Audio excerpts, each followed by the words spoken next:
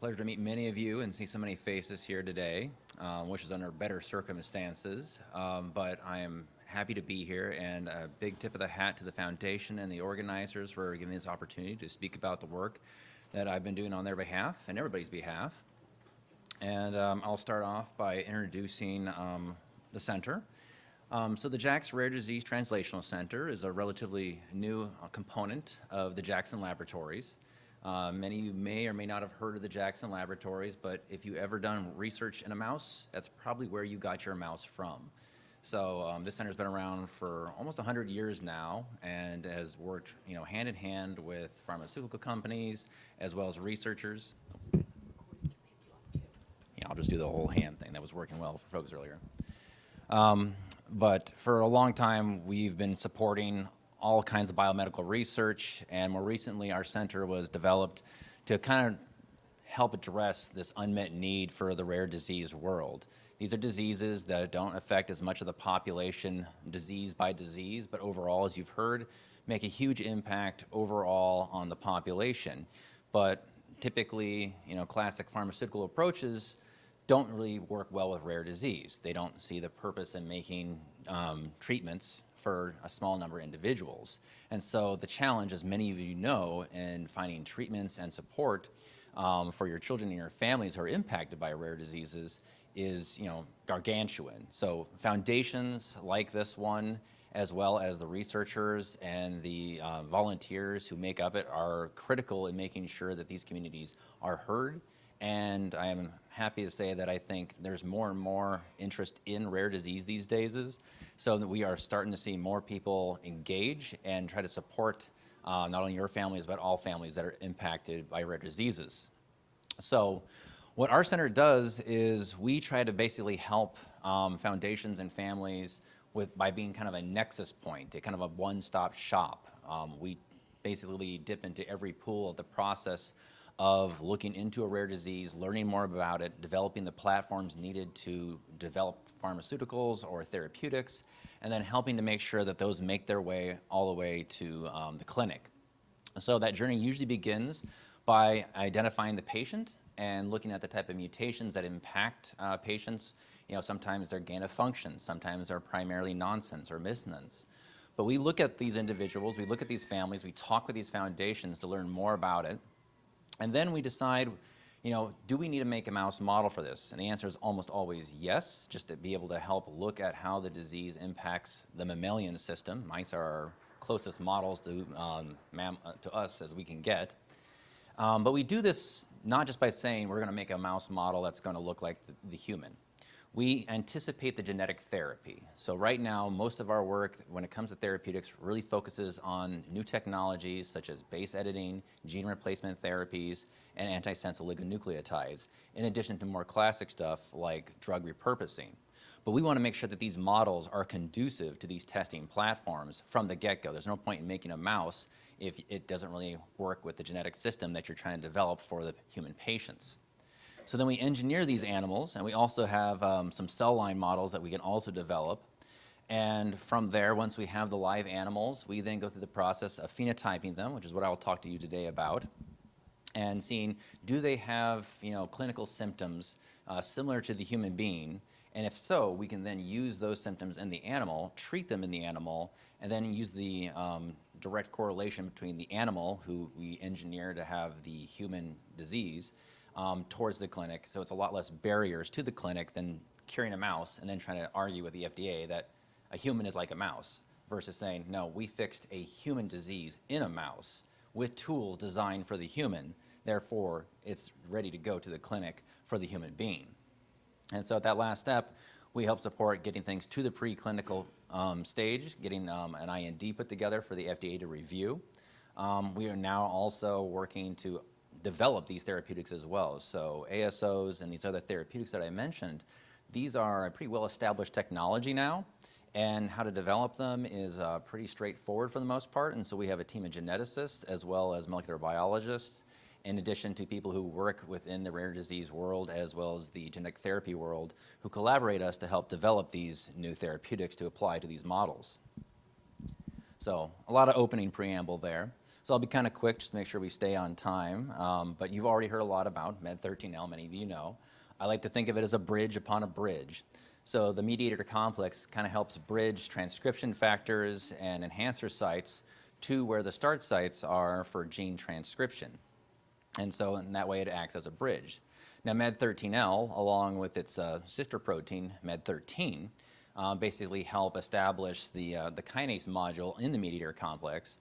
And it does that by being kind of a structural protein for the most part and bridges it onto the mediator complex itself. Now, of course, when we have problems with MED13L, we end up with a disease. So as many of you are aware, most kids have some variant of MED13L that is not working properly. In a lot of cases, this is an indel or a nonsense mutation where we're not making a functional protein at all or a very truncated version. Or we have missense mutations that lead to a slightly dysfunctional protein that can't do its job as well as we need it to. And so this impacts a good number of people, so 1.6 individuals and 100,000 live births, which doesn't sound like a lot, but when you think about how much that looks like within the United States alone, we're talking several hundred people and several thousand people worldwide. And most of these cases are due to de novo mutations.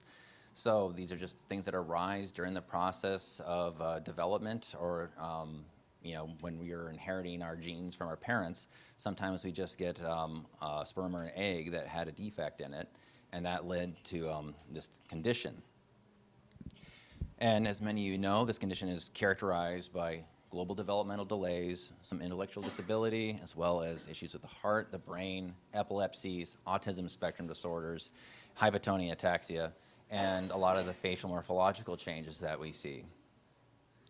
Now, the other thing about MED13L and the mutations associated with the syndrome is they are spread out all over this particular gene here. So this is just a snapshot, and it's probably out of date at this point, of the number of mutations that have been identified in your children and other people's children who are impacted by MED13L syndrome.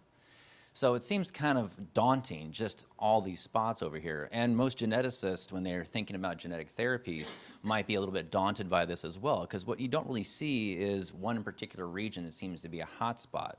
That makes it sometimes difficult to design genetic therapies that are going to work well, because if you have to design them all over the place, you're kind of casting your net very wide, and each of those therapeutics is its own individual therapeutic. And so that kind of makes a barrier towards the clinic, because you'd have to make an individualized therapy for every individual. However, I want to put a pin in that for just a second, because we are in an age right now where that is no longer a gargantuan process as it used to be. So that ability to make that personalized medicine is now a very present and real thing that we can do.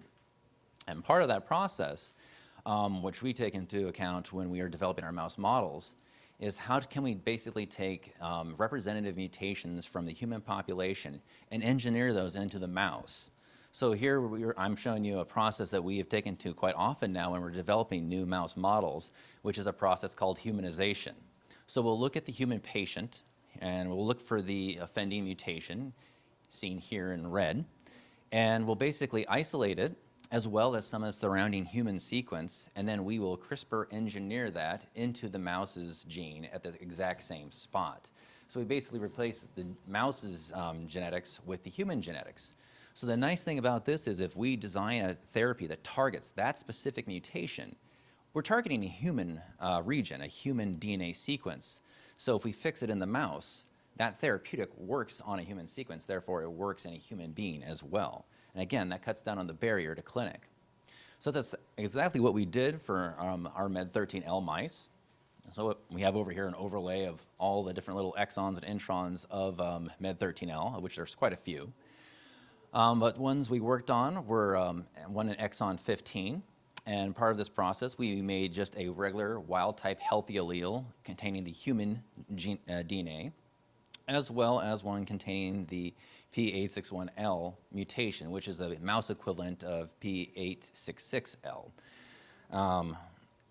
In addition to this, we also made another model in exon 21. This one has the Q1537 early stop. So this is a nonsense mutation, the other one being a missense mutation. So we were trying to make sure when we were developing these that we were capturing the kind of the breadth of the community as best we can.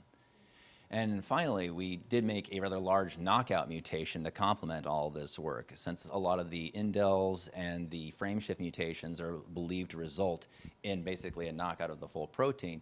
This one would be kind of an appropriate model to work with in that particular case. Now, as I mentioned, when we design mouse models, we are designing them with the therapeutic in mind. So we want them to be platforms to discover new genetic tools that we can use to correct the disease. So in both of these cases, we developed these mutations into the mice with some downstream genetic therapies in mind. So for the 1537 early stop, we wanted to look into this one for base editing. So for those who aren't familiar, base editing is a relatively new technology. It kind of works off of gene editing technology developed through CRISPR and Cas9. And essentially, it's able to go in, target that very specific sequence, and convert it back to the proper sequence that it's supposed to be. And so this is applicable to many nonsense and missense mutations where it's just one or two nucleotides that are off, and we can convert them back. Now, the only downside to it is each of these therapeutics is unique. If we make a therapeutic that targets Q1537X, it'll only work on Q1537X. But as I mentioned, a lot of work is being done by not only us, but as well as a lot of other leaders in the field who are basically arguing with the FDA right now and have been showing with more and more data every year that, it's the targeting that's different from one person to the next. We use a very small little sequence that changes to target a specific sequence in the genome. But the machinery and the delivery mechanism for that, basically the other vehicle aspect of the therapeutic, is the exact same. So why do we have to re-show safety and efficacy for every single time when we've already shown that the vehicle and the machinery is safe and that all we're doing is changing in our target site? And so they're starting to kind of yield to the idea that as long as we can show that we have very good specificity, that we don't really have to go through as many hoops and jumps to get multiple therapeutics using this approach to the clinic. In addition to that, there's some newer technology known as prime editing, and this is why we made the P861L allele, because there was also 4 or 5 other mutations that cluster within that same region. And this technology basically can go in and similarly edit our entire region, but it can replace more than just one nucleotide. It can replace up to 50 nucleotides. So if you have a lot of mutations that cluster, one prime editor essentially can deal with multiple mutations. So it's a little bit more broad and can help more patients and be a single therapy. Now, the only downside to it right now is we are somewhat limited in the size to only being able to hit about 40 or 50 base pairs in stretch. But the people who work on this, such as David Liu and Stephen Gray, they're currently doing a lot of work to expand this technology, to make it more compact, to get it farther and farther along so that we can edit more and more regions with a single therapeutic, and thus we can start doing things like replacing entire exons and taking care of any patient who has a mutation on that particular exon. So in the last little chunk here, I kind of wanted to run you really quick through the process of making mice. Many of you might hear that, we're going to make you a mouse, but then you don't hear anything for 6 months to a year. And that's because mice, unlike flies and Drosophila and C. elegans, they reproduce a little bit slower. It takes about 9 weeks to go from one generation to the next. And part of what we have to do is make sure that our mice are going to give us good, clean phenotypes when we get to the stage of actually looking at them.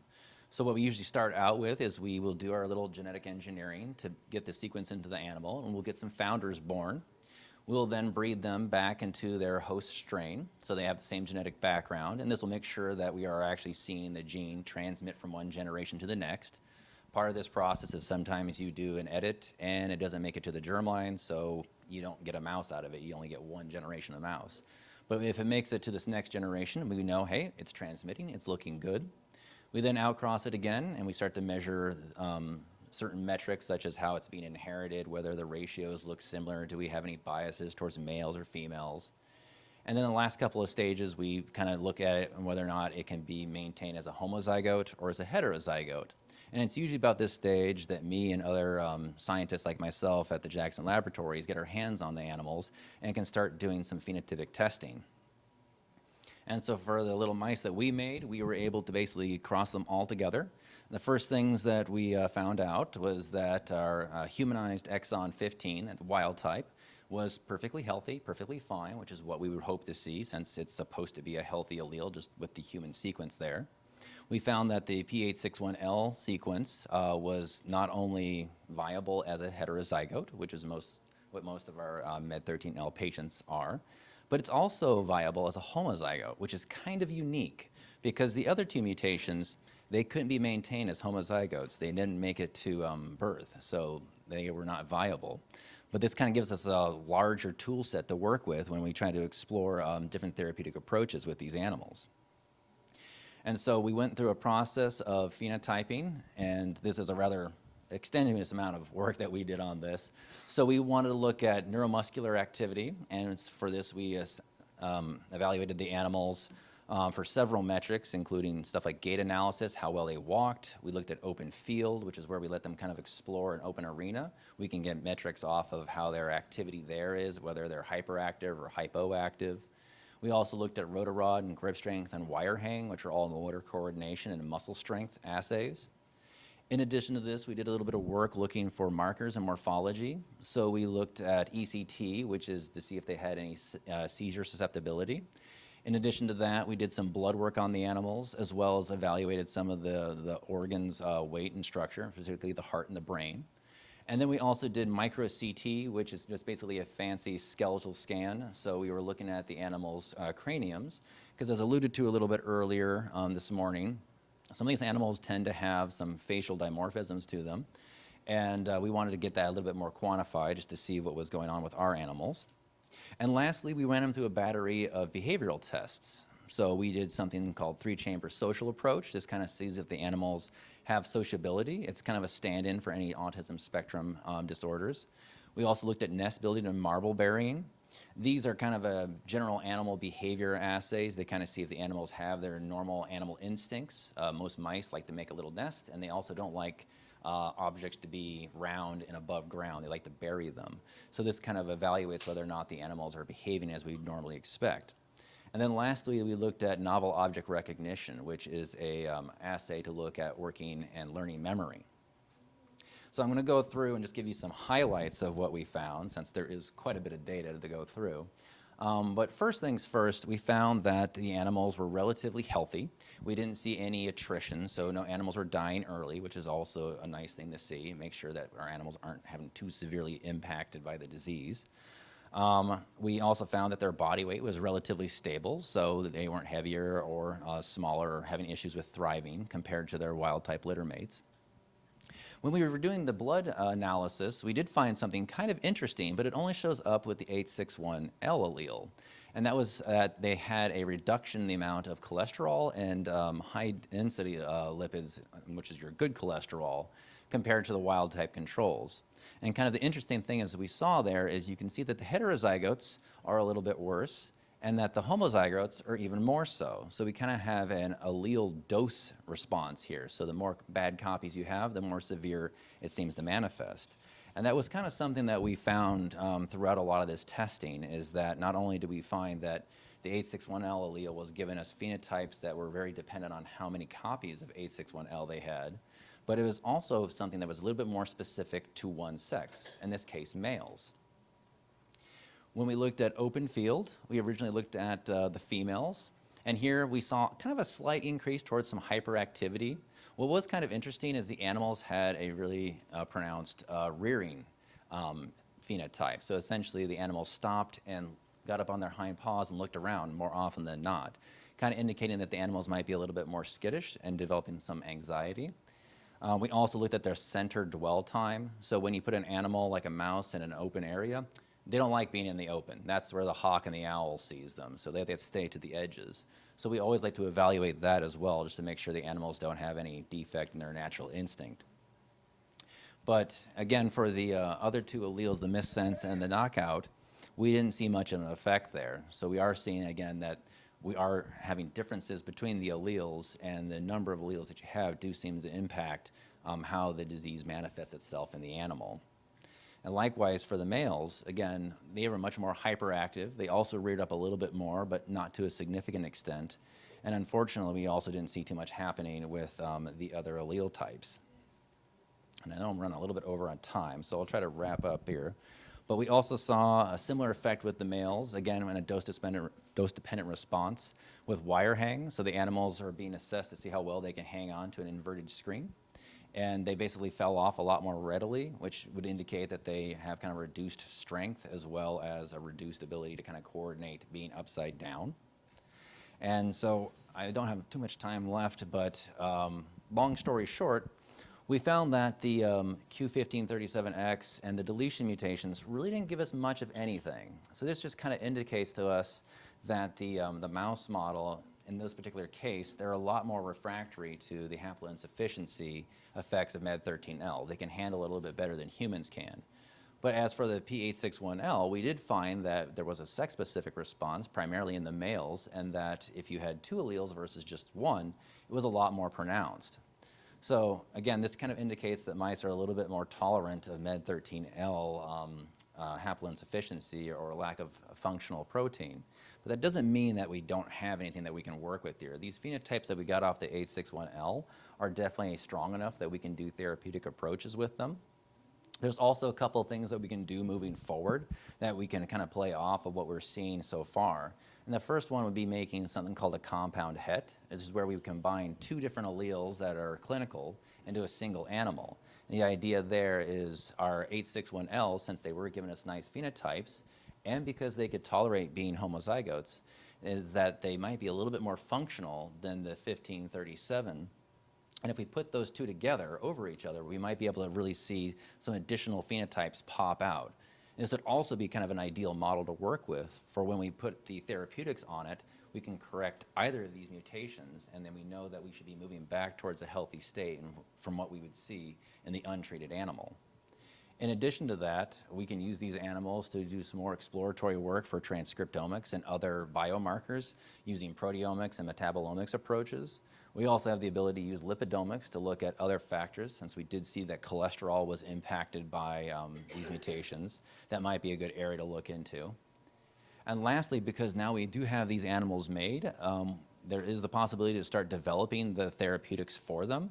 So even if the animals didn't have any phenotypes whatsoever, because they have the human sequence and the genetic mutation there, they can still be used to screen genetic therapies because they'll be targeting the same regions in the mouse as they would be in the human beings. So if nothing else, the animals would be very useful for just exploring whether or not the therapies were safe and whether or not they were actually editing those alleles as they're designed to. And with that, I would like to wrap and thank everybody for going a little bit over time, and give a big shout out to all of you as well as Katie and Rachel and Donna and everybody else here who's been doing such a great job of putting this stuff together. I also want to give a nod to some specific folks at the Jackson Laboratory, specifically Kat Lutz, my boss. She's the vice president of the Rare Disease Translational Center. If you ever get a chance to meet her, you'll find that she is one of the true believers. She developed this center specifically to help folks like you because she is genuinely concerned about the lack of help that folks like you get. She recruited me in with a great speech. That's why I'm here. And so it's a good group of people who really believe in the cause. I want to also give a big shout out to Steve Nealand, who helped develop these models. He's our go-to mouse guru there, as well as my team, Anna and Riley, 2 very skilled scientists who did a lot of this work and helped oversee these projects. So with that, I'll conclude and let the next person up.